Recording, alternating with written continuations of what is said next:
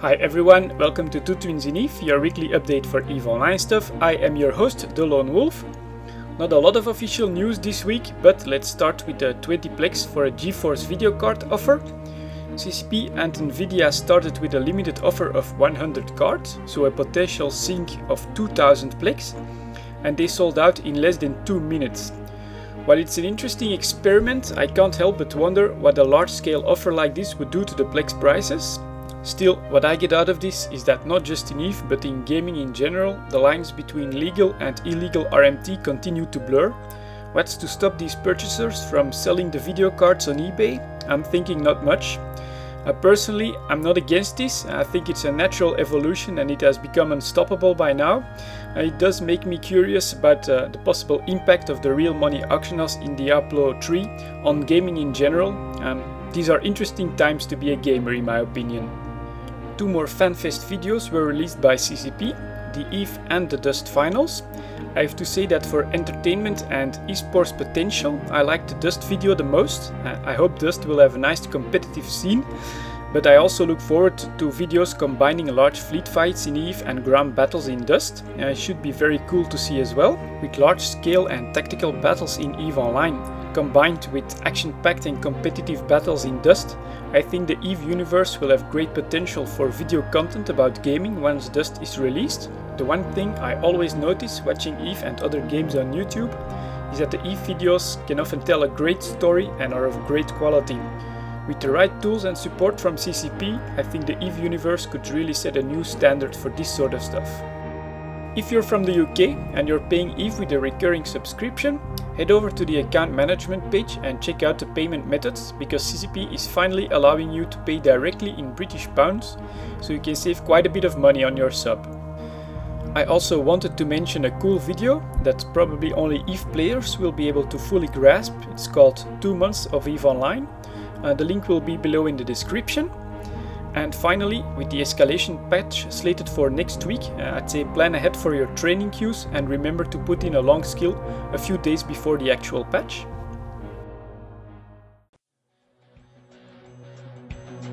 In EVE Online, the overview is one of the most complex yet vital parts of the game.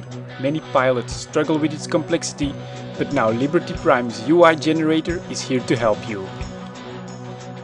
Liberty Prime offers overview packages featuring modified ship labels, modified overview labels, and 6 carefully designed overview profiles. Choose from existing packages or create your own, whether you're a new capsuleer or an experienced veteran. To get the most out of your overview, head over to highsecdropouts.com/overview and check out Liberty Prime's UI generator. That's highsecdropouts.com/overview. Custom overviews for you.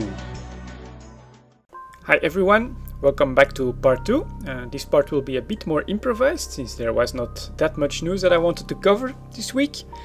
But there were 2 topics that sort of stood out to me last week on the forums, on EVE News 24 and a bit in game as well in the help channel. The first is Jita Burns and Hulkageddon have been announced again, and these will be coming up pretty soon. Now there's been some complaining about it, there are always complaints about things like that, but I just thought that in my opinion the vast majority of players in EVE Online realize that events like this are actually what make the game awesome. It's a small, sometimes vocal minority that will be complaining about ganking and about Hulkageddon and stuff like that, but EVE Online is at its heart a sandbox, and so I think that events like these are great. I think there is a very large support for events like this in the player base.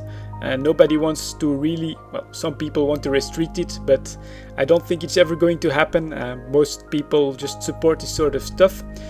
Personally, I'll be trying to be in Jita and try to get some nice footage from the goons attempting to burn it down. I'm hoping it will be a great success. The second topic is legal RMT, real money transactions. It has obviously been a pretty hot topic last week, because one thing that was pointed out, I think somewhere in one of the Eve News 24 articles, that I think was very right. During 2 minutes, while CCP was offering these video cards for Plex, it was legal at that moment to sell your in-game items for real world goods, so for something that has real value. Like I said, sell those cards on eBay, and there you go, you have a real money transaction that has been done in complete legality.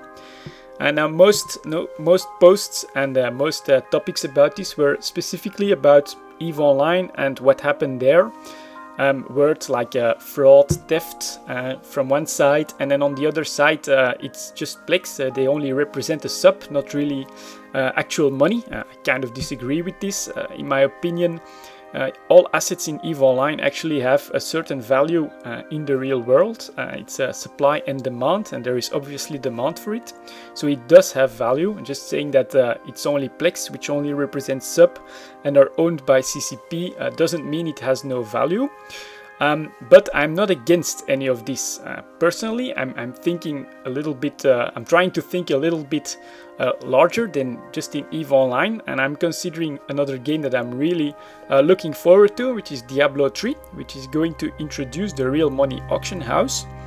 And so the train of thought that I've been sort of developing since this offer from CCP is what would happen if CCP decided to make a real money market in EVE Online. So whenever you put up a sell order on the market, you have a choice.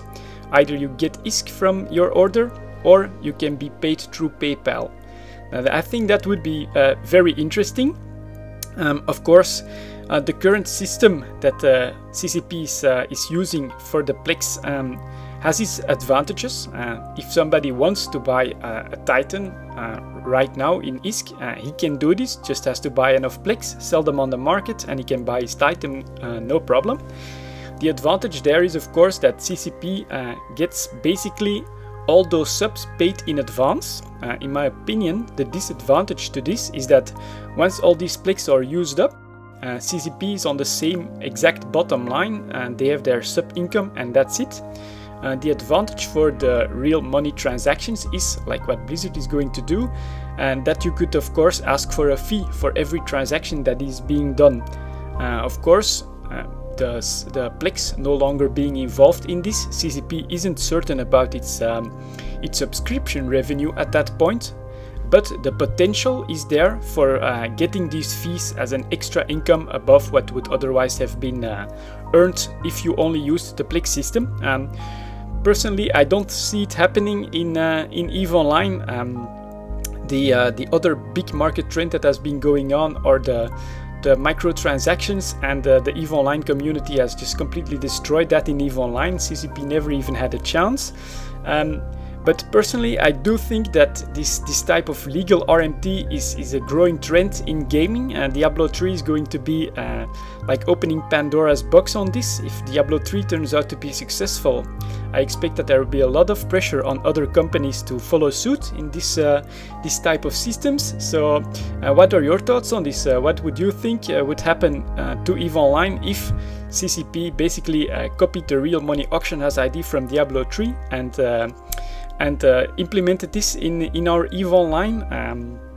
I don't know myself. I'm curious to hear from you guys, so put it down in the comments, and I'll try and check out your opinions on this. Anyways, that's it for this week, and I'll see you all next time.